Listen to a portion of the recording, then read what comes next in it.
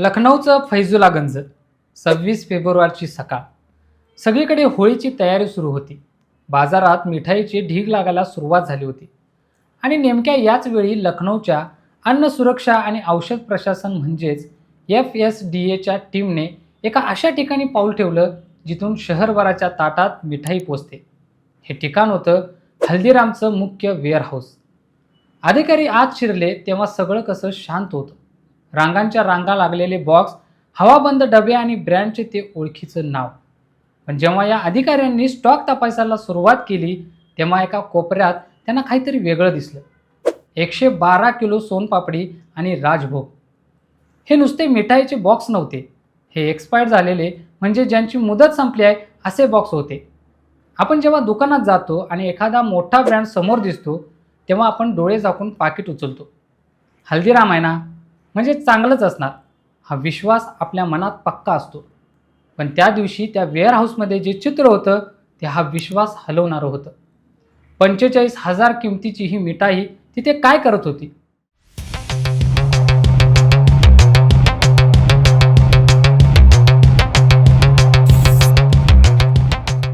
नमस्कार, मी सुनील आणि तुम्ही पाहताय या बोलूया. आता विचार करा, होळीचा सण तोंडावर आहे. घराघरात पाहुणे येणार आहेत. लहान मुलं आवडीने मिठाई खाणार आहेत. अशा वेळी हे 112 किलो एक्सपायर्ड पदार्थ जर बाजारात आले असते तर त्याचं काय झालं असतं? अधिकाऱ्यांना संशय आहे की ही मिठाई होळीच्या गर्दीत खपवण्याची तयारी सुरू होती. तपास अजूनही सुरू आहे, पण समोर आलेली ही पहिली माहितीच धक्कादायक होती. पण हे प्रकरण फक्त एका ब्रँडपुरतं किंवा एका वेअरहाऊसपुरतं मर्यादित नव्हतं. लखनौच्या दुसऱ्या भागात ऐशबागेमध्ये एक स्वरूप कोल्ड स्टोरेज आहे. तिथे जेव्हा टीम पोचली तेव्हा तिथे जे सापडलं ते आकडा ऐकूनही भीती वाटेल असं होतं. 8,499 किलो काळी मिरी, 8,500 किलो आणि सोबत शेकडो किलो खवा आणि मसाले. तुम्ही विचार केलाय का, आपण घरी जे मसाले वापरतो किंवा सणासुदीला जे गोड पदार्थ आणतो त्यात हा एवढ्या मोठ्या प्रमाणावर साठवलेला मावा कुठून येतो? FSDAच्या या पूर्ण मोहिमेत शहरभरातून एकूण 10,415 किलो खाद्यपदार्थ जप्त करण्यात आले. त्याची बाजारातली किंमत साधारण 55,91,000 रुपये आहे. 55 लाख रुपयांचा असा माल जो संशयाच्या भोवऱ्यात आहे, जो कदाचित भेसळयुक्त असू शकतो किंवा खाण्यालायक नसू शकतो. आता प्रश्न असा पडतो की इतक्या मोठ्या ब्रँडच्या वेअरहाऊसमध्ये एक्सपायर्ड माल का ठेवला होता? एखादी छोटी कंपनी असती तर आपण समजलो असतो की गडबड झाली. पण हल्दीरामसारखा मोठा नाव असलेला ब्रँड, ज्यांचे नियम कडक असतात, तिथे असं होणं म्हणजे नेमकं काय? अधिकाऱ्यांनी तिथून फक्त ती एक्सपायर्ड सोनपापडी जप्त केली नाही, तर तिथले रसगुल्ला, गुलाबजाम, पेठा आणि गुजिया यांचे नमुनेसुद्धा सील केले. 15 पेक्षा जास्त सॅम्पल आता लॅबमध्ये गेलेत. या घटनेला 2 दिवस उलटून गेलेत, पण अजूनही लॅबचा रिपोर्ट आलेला नाही.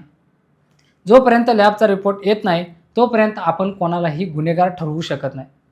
पण एक गोष्ट स्पष्ट आहे, काहीतरी चुकले. जर सगळं नीट असतं तर 10,500 किलो माल जप्त करण्याची वेळ आली नसती. इथे एक महत्त्वाची गोष्ट समजून घेण्यासारखी आहे. हल्दीरामने अजून यावर एक शब्दही अधिकृतपणे काढलेला नाही. त्या वेअरहाऊसमध्ये तो माल नेमका का होता? तो नष्ट करण्यासाठी बाजूला ठेवला होता की तो विकण्यासाठी तिथे होता? कंपनीचं मौन या शंकांना अजून खतपाणी घालतंय. जेव्हा आपण एखाद्या ब्रँडवर विश्वास ठेवतो तेव्हा त्या ब्रँडची ही जबाबदारी असते की त्यांनी समोर येऊन सत्य सांगावं.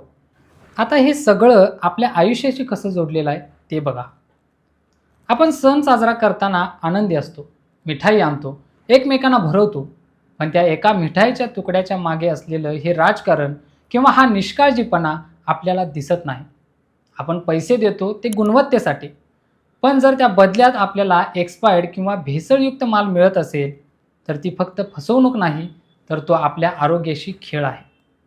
लखनौच्या या घटनेनंतर संपूर्ण उत्तर प्रदेशात आता खळबळ माजली आहे. अन्न सुरक्षा विभागाने आता इतर शहरातही धाडी टाकायला सुरुवात केली.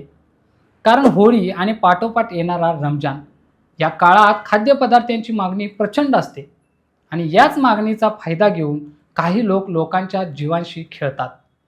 ज्या स्वरूप कोल्ड स्टोरेजमध्ये 8,500 किलो काळी मिरी सापडली तिथे प्रश्न फक्त भेसळीचा नाही आहे, प्रश्न आहे साठवणुकीचा. इतका माल तिथे का साठवून ठेवला होता? तो कोणत्या दर्जाचा होता, त्याचे नमुने आता लॅबमध्ये काय सांगतात यावर बरंच काही अवलंबून आहे. अन्न सुरक्षा कायदा 2006 काय सांगतो? जर एखाद्या नामांकित ब्रँडच्या अन्नामध्ये दोष आढळला तर फक्त दंड नाही तर परवाना रद्द होण्यापर्यंत कारवाई होऊ शकते. पण हे सगळं कागदावर.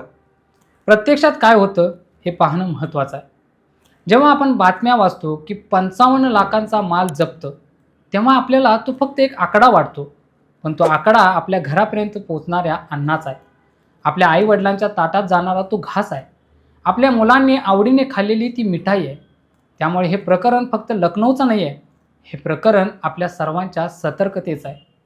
सोशल मीडियावर सध्या प्रचंड संताप व्यक्त होते. लोक विचारतायत, आम्ही आता विश्वास तरी कोणावर ठेवायचा? आणि हा प्रश्न रास्त आहे. जर मोठ्या ब्रँडच्या वेअरहाऊसमध्ये एक्सपायर्ड माल सापडत असेल तर सामान्य माणसाने काय करावं? सध्याची स्थिती अशी आहे की 15 नमुने प्रयोगशाळेत आहेत.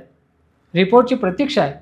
हल्दीरामचं मौन अजूनही कायम आहे आणि प्रशासनाची मोहीम सुरूच आहे. हे प्रकरण अजूनही उलगडत आहे.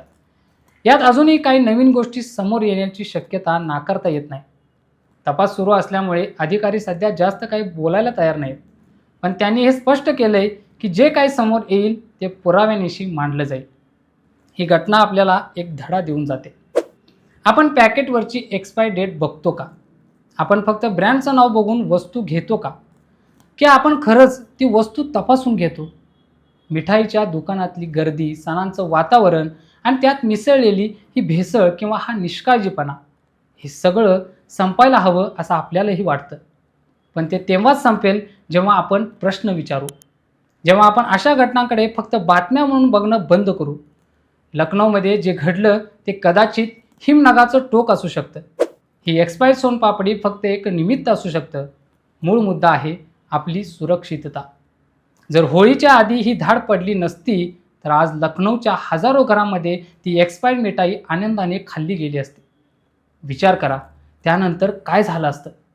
रुग्णालयातल्या रांगा आणि सणाच्या आनंदावर पडलेलं विरजन. ही चर्चा इथे संपते पण विषय इथे संपत नाही. तुम्हाला वाटत असेल की अशा घटनांचा अर्थ समजून घेणं गरजेचं आहे तर हा व्हिडिओ लाईक करा आणि इतरांपर्यंत पोचवा.